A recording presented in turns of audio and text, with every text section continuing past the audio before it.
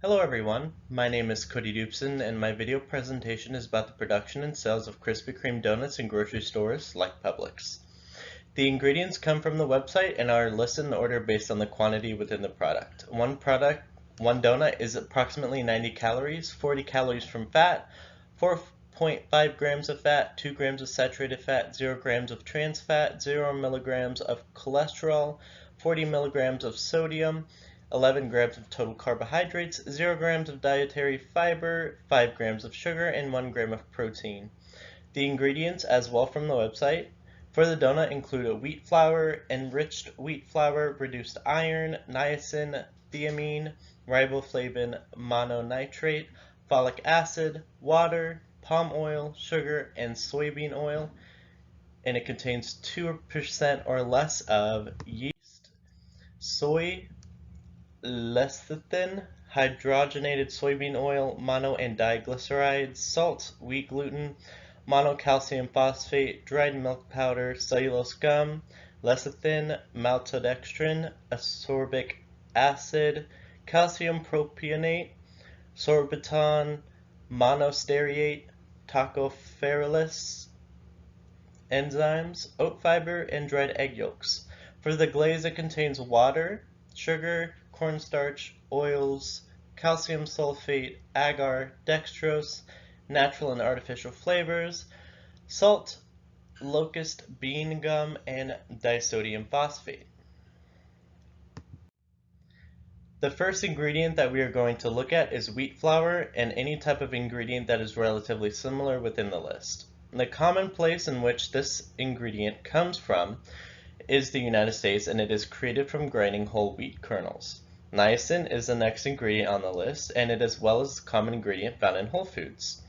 Niacin is a derivative of vitamin B3, and it is something that is well contained in a Krispy Kreme donut. The next ingredient is thiamine, and it is originated from Japan. It is also known as baric acid. Another component of thiamine is that it is also known as vitamin B1. Riboflavin, like the other ingredients, is another vitamin B, and it is known as vitamin B2. The next ingredient is folic acid, and it was first isolated from liver cells. Folic acid can be contained in a plethora of different ingredients, including leafy greens, fruits, and eggs. The next ingredient is known as palm oil, and it is most common from Africa, and currently 85% of the supply comes from Indonesia and Malaysia. The next ingredient is sugar, and it first originated in India, but currently is produced worldwide from a plethora of different ingredients and countries. Soybean oil originated in China and is now cultivated all around the world. Some manufacturing is done in the United States for Krispy Kreme. The next ingredient is yeast, and it was first used in Egypt for making bread, but is now manufactured worldwide and is used for not only bread but also desserts like donuts. Soy lecithin is another ingredient in these donuts, and it comes from the processing of soybeans. This ingredient has health benefits that are different from the previous ingredients. The next ingredient is hydrogenated soybean oil, but it is relatively the same thing as soybean oil, hence why it will not be on the list of unique ingredients. The next ingredient is salt. The salt has originated from a ton of different regions. It is more than reasonable to say that salt has also come from the United States and is manufactured here as well. Powdered milk is the next ingredient that is in these donuts, and it was originally founded by a Russian scientist, but to this day it has come to have it manufactured in the United States. Following powdered milk is cellulose gum, which is something that comes from wood pulp and cell walls of plants. The purpose of this ingredient is to help stabilize the donut and as well help with texture. The final unique ingredient is maltodextrin, and it is starch that is used to help enhance flavor. There is pros and cons to the ingredient, as it can possibly have long-term consequences to health.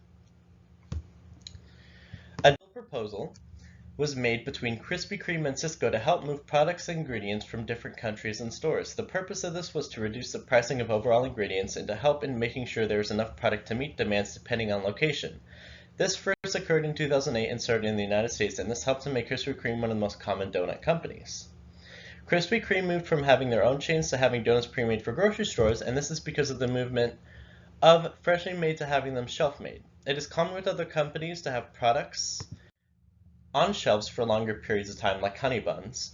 The purpose of this is to reduce the waste of ingredients and increase the profit with longer periods of time between needing to make new products and throwing away others.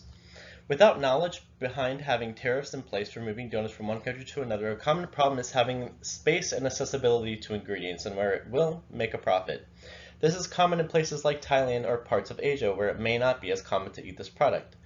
Because there are changes in the growth of the economy, it would be a difficult decision whether to place a Krispy Kreme in a different country, especially because of the differences in prices. But that did not stop Krispy Kreme, as there are a few of them now currently in Thailand and are currently continuing to grow as a franchise. Nonetheless, it was important for this company to expand internationally because of the growth that is being put into the shelf life of these donuts. Companies today like Publix sell a plethora of donuts daily through not only Krispy Kreme, but also through their own brand and donuts that are placed on shelves.